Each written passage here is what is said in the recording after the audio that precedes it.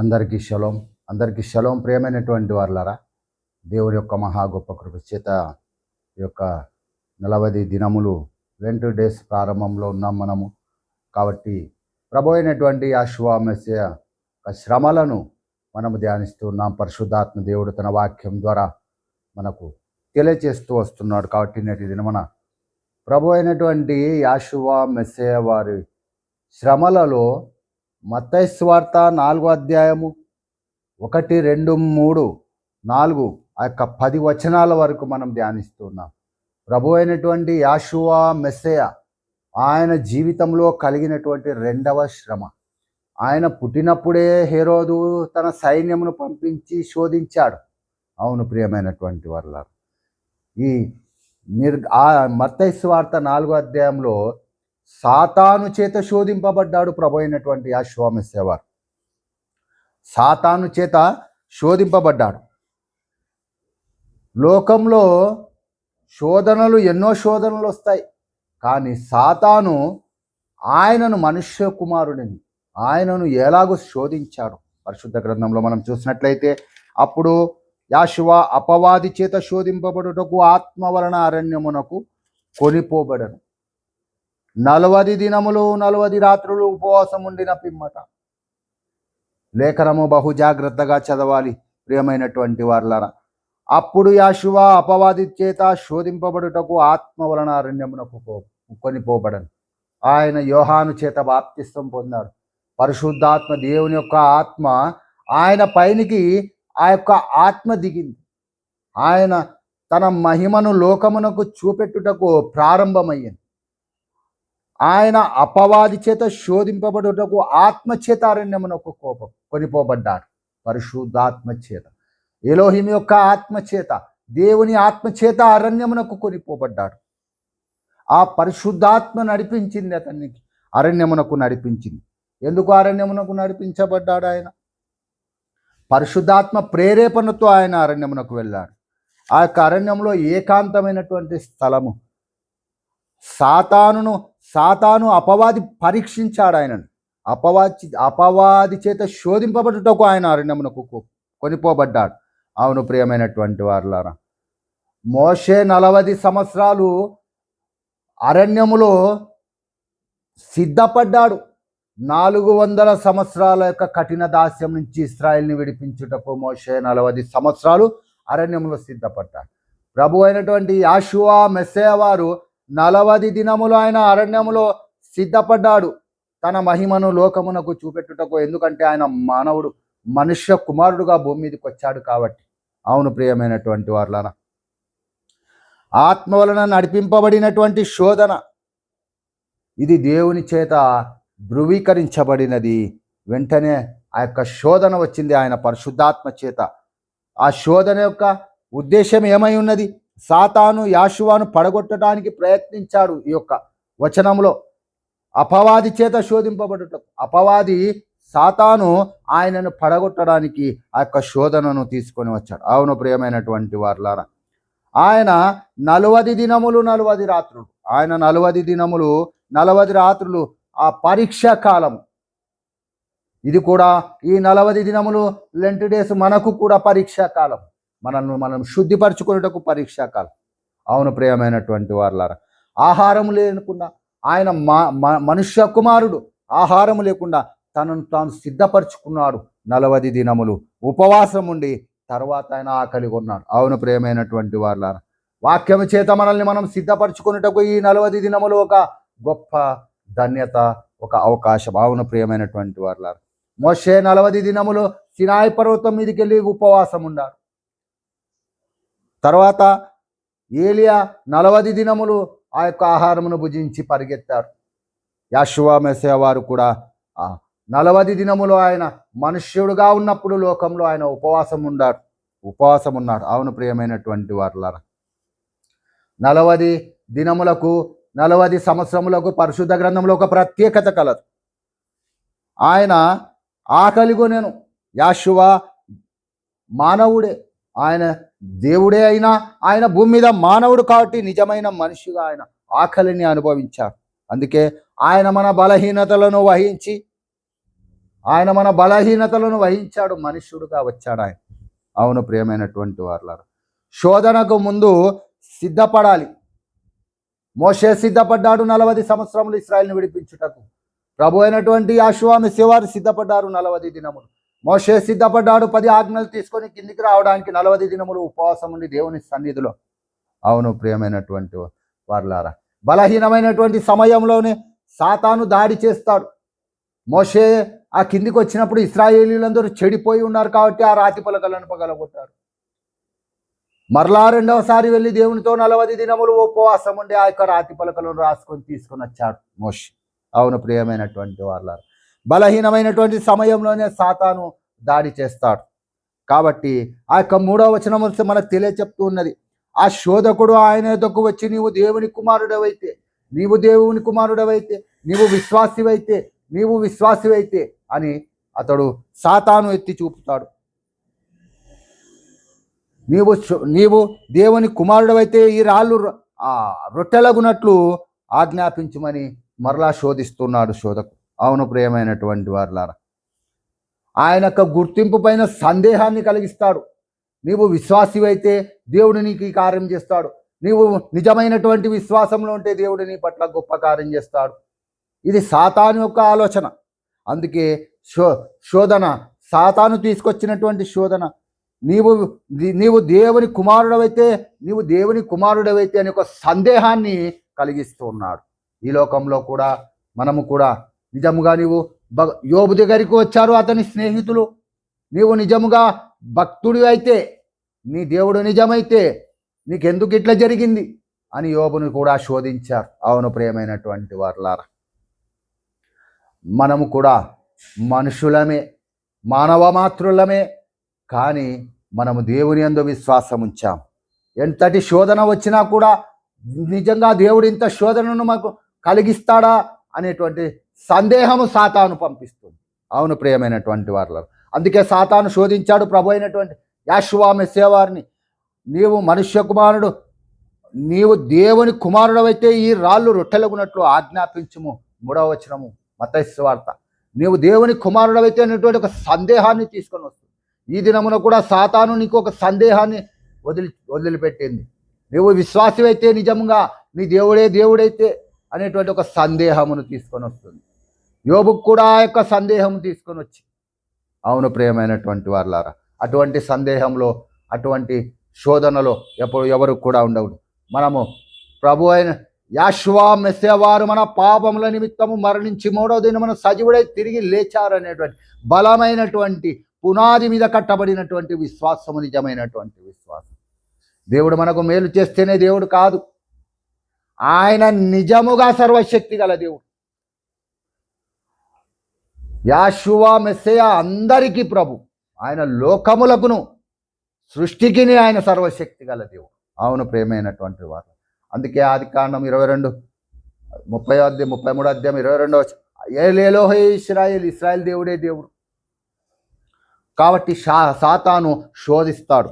అటువంటి శోధనలో మీరు పడిపోయి అవిశ్వాసులుగా మారకూడదని లేఖనం సెలవిస్తూ ఉన్నది. అవును ప్రియమైనటువంటి వారులారా, యెహోవా 40 రోజుల ఉపవాసం తర్వాత ఆయన ఆకలి ఉన్నాడు. 4వ వచనం, మనుష్యుడు రొట్టె వలన మాత్రం కాదు కానీ దేవుని నోట నుండి వచ్చి ప్రతి మాట వలన జీవించునని ఆయన సమాధానం ఇచ్చాడు. 4వ వచనంలో మనుష్యుడు రొట్టె వలన కాదు.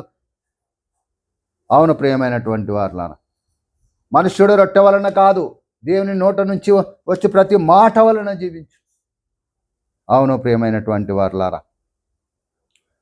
ఆయన ఇచ్చినటువంటి ఒక సమాధానము, ఇది దేవుని చిత్తము. సాతాను దేవుని చిత్తాన్ని ఎదిరించింది, ఆ యొక్క శక్తిని కనపరచుటకు ఆయనను ప్రేరేపించింది. కానీ ఆయన సాతానును గద్దించాడు. శోధన ఎక్కువగా మన అవసరాల ద్వారానే వస్తుంది.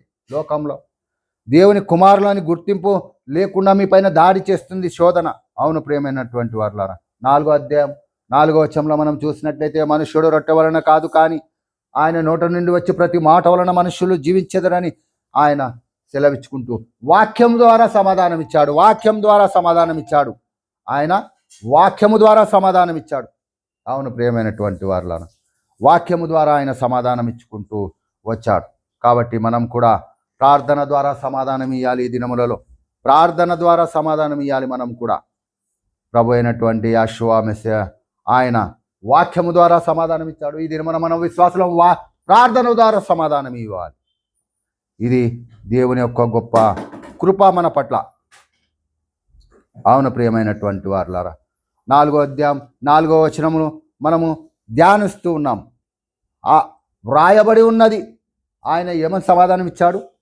మనుష్యుడు రొట్టె వలన మాత్రం కాదు కానీ దేవుని నోట నుంచి ప్రతి మాట వలన జీవించునని వ్రాయబడి ఉన్నది.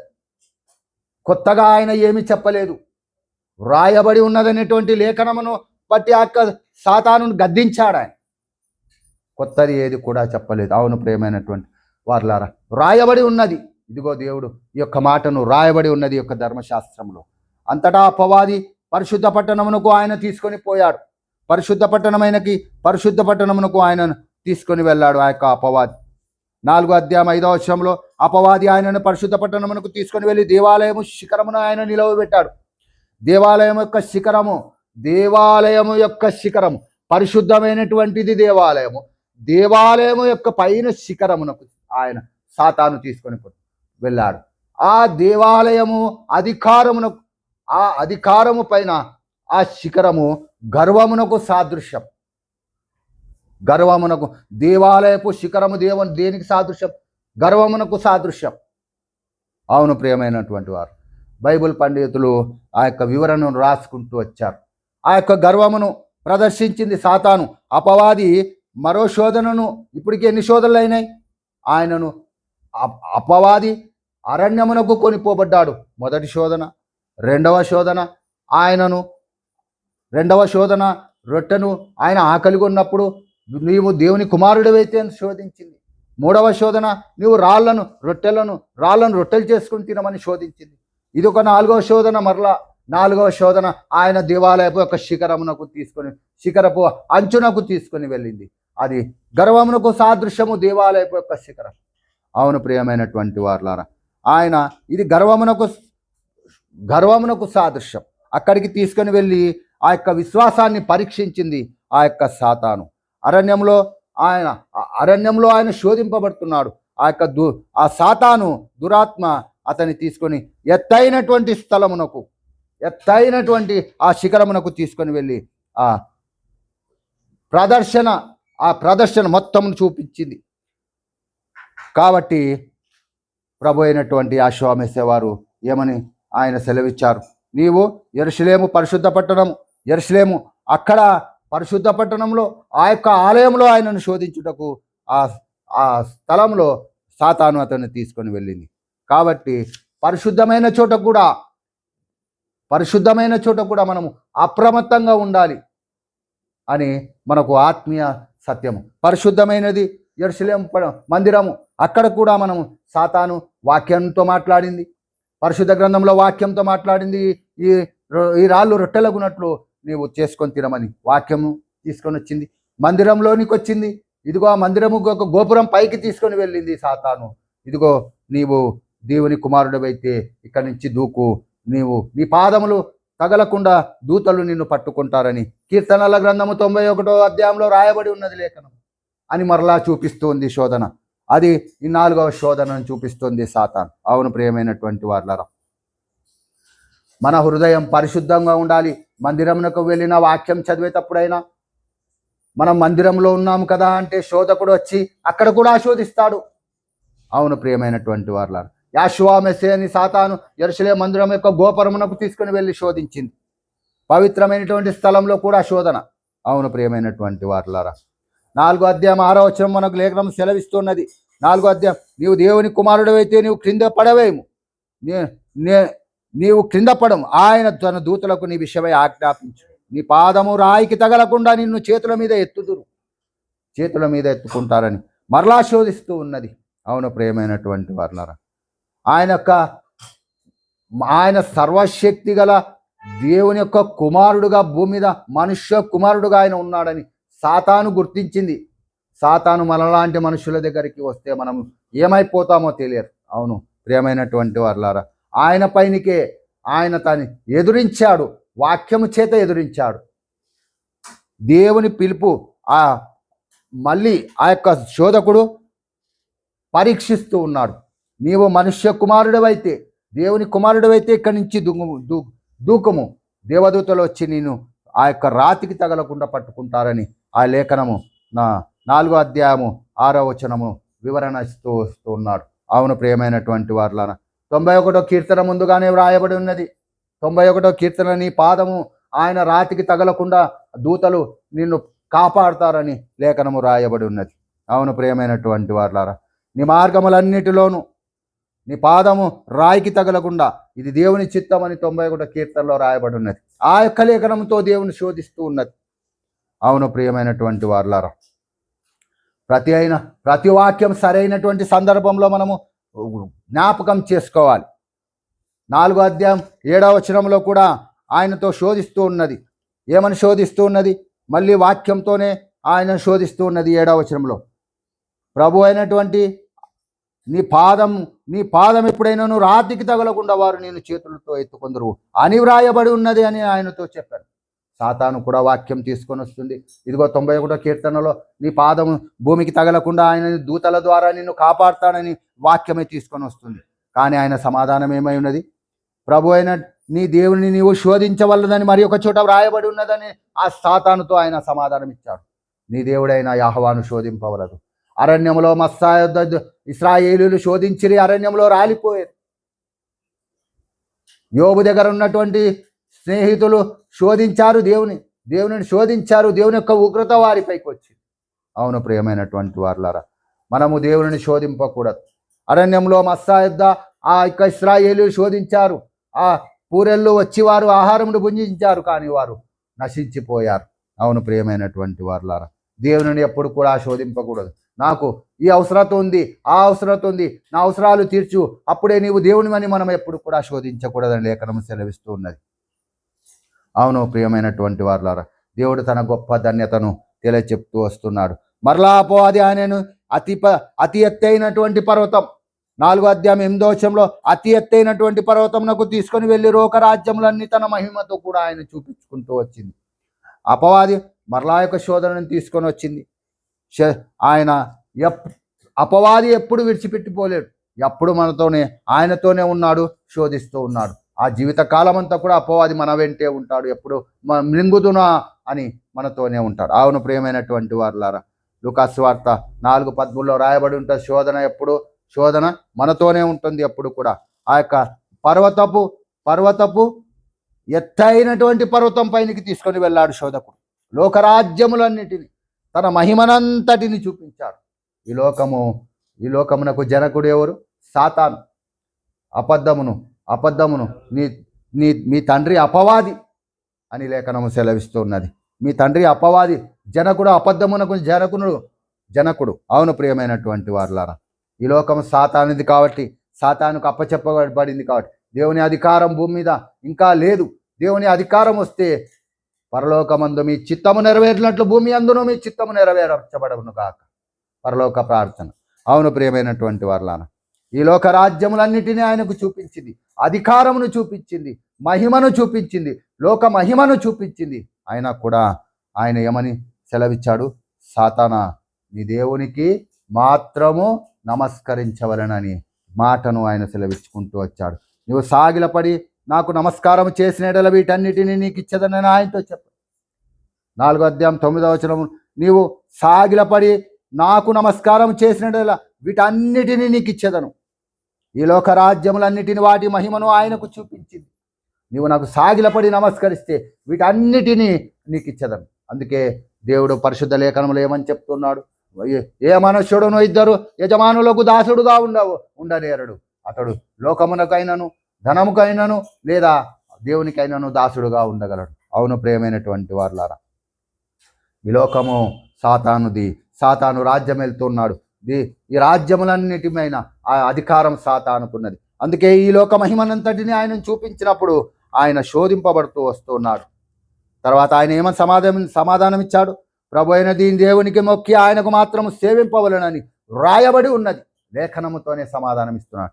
సాతాను కూడా లేఖనముతోనే తీసుకొని వస్తుంది, లేఖనముతోనే మాట్లాడుతూ ఉన్నది. అవును ప్రియమైనటువంటి వారులారా, ప్రభు అయినటువంటి యెహోవా మెస్సీయ ఎత్తైనటువంటి పర్వతము, అధికారమునకు సాదృశ్యము, భూమిపైన అధికారము చూపించేటువంటి లోక మహిమను, లోక ఆశలు, లోక అధికారం, లోక ప్రలోభము, కంటికి చూపింపబడుతున్నటువంటి ఆ యొక్క వైభవము, ఆ గౌరవమును ఇవన్నిటి కూడా సాతాను చూపిస్తూ వస్తున్నది. అవును ప్రియమైనటువంటి వాళ్ళారా, పర్వతము దూరదృష్టి.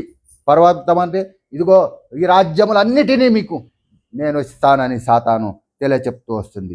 కాబట్టి మనం దేన్ని వెతకాలి? శిలువ చెంతకు మనము రావాలి. ప్రభు అయినటువంటి యెహోవా యొక్క శిలువ చెంతకు మనము రావాలి.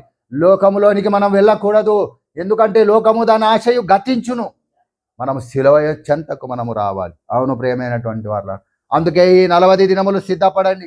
ప్రభు అయినటువంటి యెహోవా యొక్క శిలువ చెంతకు మనము రావాలి. అప్పుడు మనము నిత్యమైనటువంటి మహిమ రాజ్యంలో నశించిపోయేటువంటి ఈ రాజ్యం నుంచి మహిమగల ఆ రాజ్యమునకు మనము చేరుకోగలం. అవును ప్రియమైనటువంటి వాళ్ళరా, తాత్కాలికమైనటువంటి ఈ లోక రాజ్య మహిమలను సాతాను, ఆ శోధకుడు ఆయనకు చూపించుకుంటూ వస్తున్నాడు.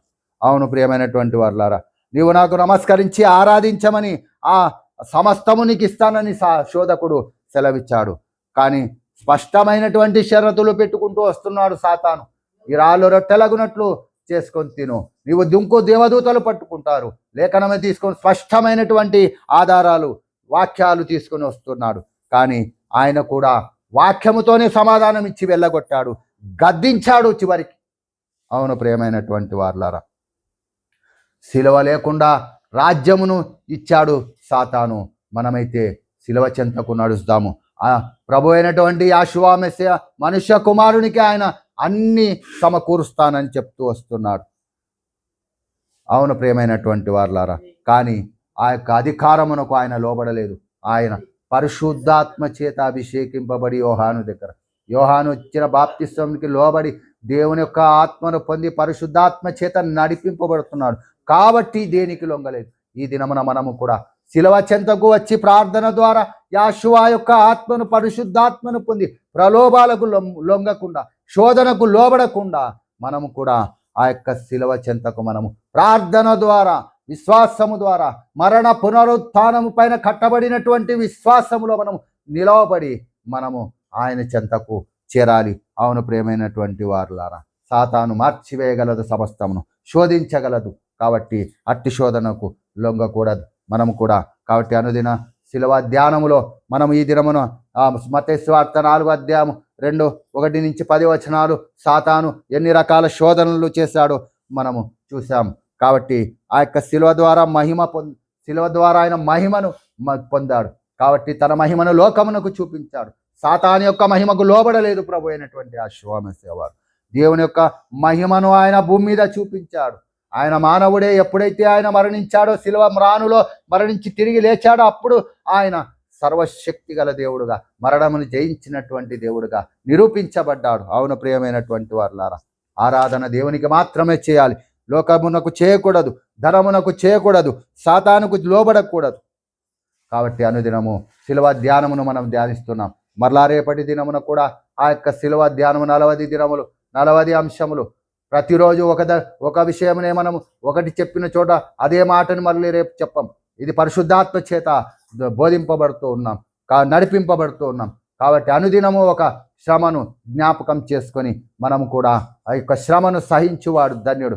అందుకే శోధింపబడిన తర్వాత నేను సువర్ణము వలె కనబడుతుంది యోబు గ్రంథము 32 సెలవిస్తూ ఉన్నది. అవును ప్రియమైనటువంటి వారులారా, చివరిగా చూద్దాం యోబు గ్రంథము 23:10. నేను నడుచు మార్గము ఆయనకు తెలియదు, ఆయన నన్ను శోధించిన తరువాత నేను సువర్ణము వలె అగుపడుతుంది. కాబట్టి శోధన సహించువాడు ధన్యుడు. విశ్వాసులమే. దేవుని కృప ఉంది కాబట్టి జీవిస్తున్నాము ఇంకా భూమి మీద. దేవుని కృప ఉంది కాబట్టి వాక్యమును వింటూ ఉన్నాం. దేవుని కృప ఉంది కాబట్టి దేవునికి మహిమ చెల్లిస్తాం. దేవుని కృప మనతో ఉంది కాబట్టి అనుదినము ప్రార్థన చేస్తాం. అవును ప్రియమైనటువంటి వారులారా, దేవుని బిడ్డలారా, మరలా రేపటి దినమున మరి ఒక అంశం చేత, పరిశుద్ధాత్మ యొక్క కృప చేత మీ ఎదుటికి రాగలను శిలువను ధ్యానిస్తాం అనుదినం.